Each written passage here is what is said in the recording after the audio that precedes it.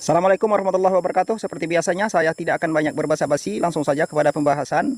Biasanya saya kalau menyetek atau menyampung kopi menggunakan alat ini, atau ada kopi yang enggan mengeluarkan tunas, saya akan melakukan pemotongan. Biasanya akan saya semprot seperti ini.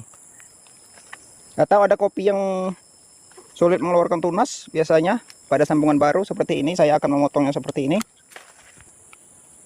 Baru kemudian saya melakukan penyemprotan dengan alat yang saya buat ini.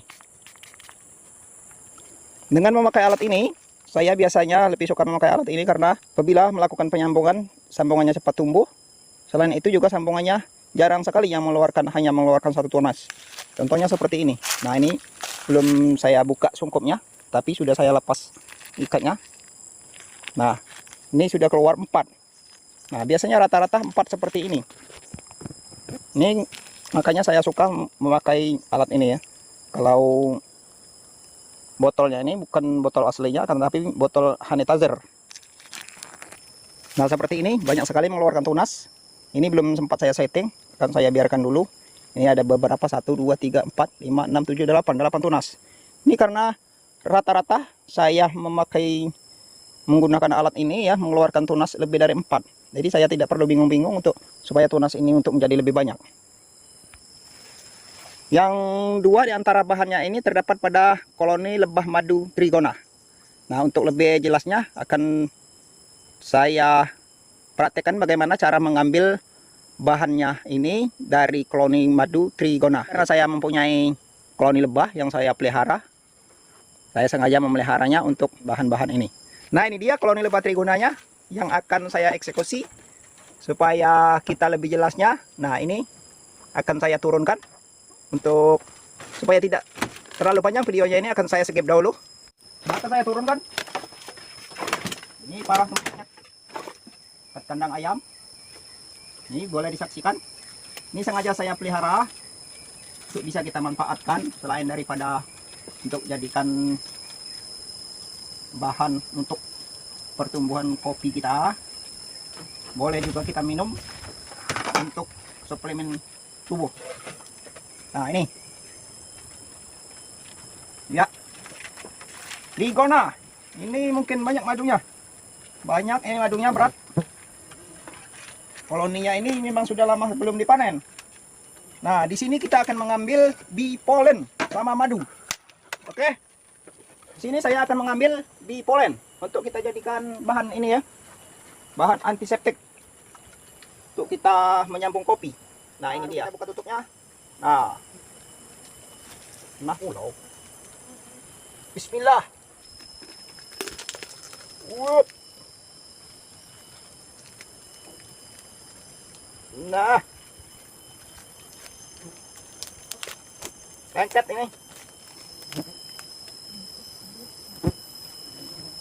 Kita taruh di samping. Nah, ini alatnya. Kita memakai alat ini. Panen madu. Nah, ini kalau di hutan, kalau Anda tidak mempunyai peliharaan lebah seperti ini, bisa Anda dapatkan di hutan-hutan. Karena di hutan-hutan ini banyak sekali. Atau di tengah kebun yang baru saja digarap. Mungkin kebun yang umuran sekitar 1 atau 2 tahun ini masih bisa kita dapati koloni trigona ini. Mungkin teman-teman bertanya-tanya, apa nanti yang akan kita manfaatkan dari madu ini ya? Madu sama bee pollennya. Mungkin teman-teman belum tahu apa itu bee pollen. Bee pollen ini adalah makanan dari lebah trigona ini.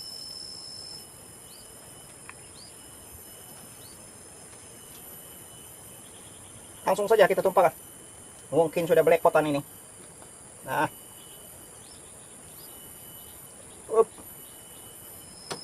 Nah, benar sekali. Ini sudah belepotan. Wah, nah ini bee pollennya. Sudah tercampur dengan madu nih. Nah, ini kita tumpahkan.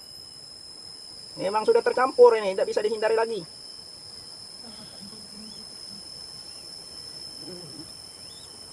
Ya, teman-teman, banyak sekali ini. Waduh. Pollennya juga banyak. Nah, banyak sekali. Sudah cukup begini saja. Ini nanti yang akan kita campur sebagai bahan antiseptik untuk kita membuat ini. Nah, ini nanti yang akan kita campur. Kita ambil saja ini. Kelupaan tadi membawa tempatnya. Kalau di hutan-hutan itu ya,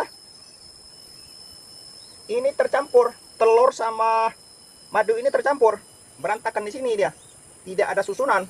Nah, ini karena sudah saya setting ya, maka dia bisa terpisah antara telur sama ruangan madu ini saya pisah. Ini ada tekniknya. Mungkin teman-teman ada yang penasaran bagaimana cara membuatnya sarang ini ya, supaya telur sama madunya terpisah seperti ini. Memang ada tekniknya. Kalau teman-teman mau, tulis saja komentar, tulis saja mau. Nanti akan saya buatkan tutorialnya. Nah, ini yang akan kita ambil. Ini nanti kita campur dengan madu ini, buat kita antiseptik ini. Nah, nanti akan dibuatkan juga tutorialnya. Tapi bukan hanya ini saja.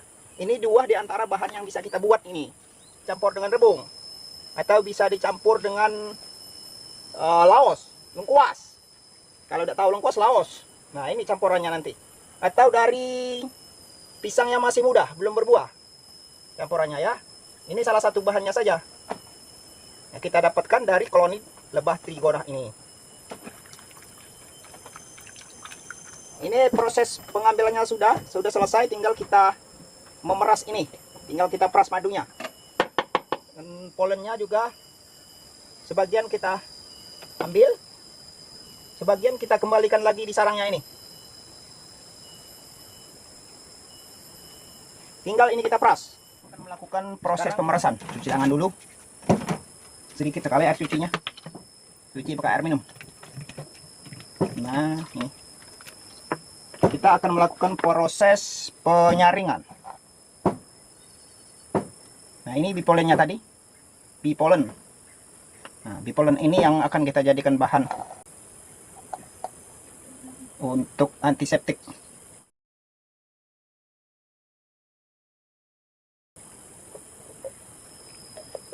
Ada seberapa banyak ini?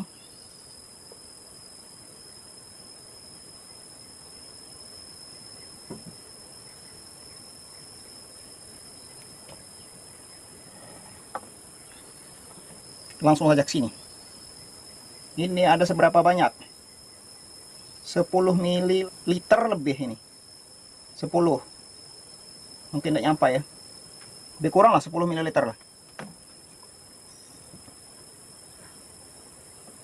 Perlu teman-teman ketahui bahwa bipolen ini rasanya sangat asam.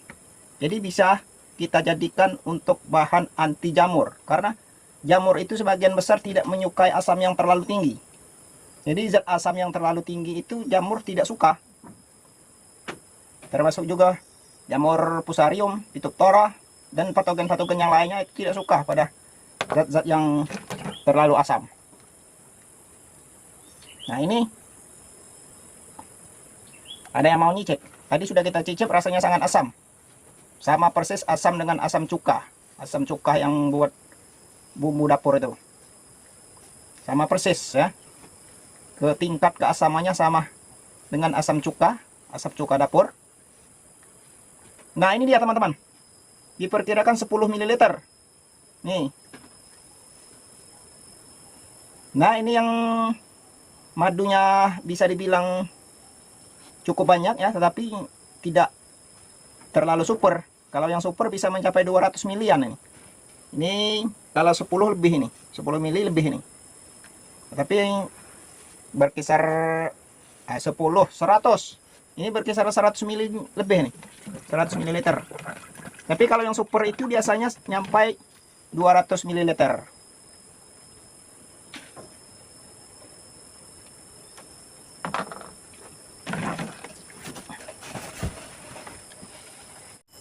Nah, mungkin itu saja teman-teman sekalian yang rasa video ini bermanfaat. Silahkan share ke teman-teman, dan juga jangan lupa komennya. Juga jangan lupa subscribe-nya. Bagi teman-teman yang tombol subscribe-nya masih berwarna hitam, silahkan tekan. Jangan biarkan tombol subscribe-nya jadi hitam, hingga untuk kedepannya teman-teman akan mendapatkan notifikasi yang lebih cepat, dan video yang saya upload sebagai video terbaru akan muncul di beranda teman-teman sekalian. Saya sudahi. Wassalamualaikum warahmatullahi wabarakatuh.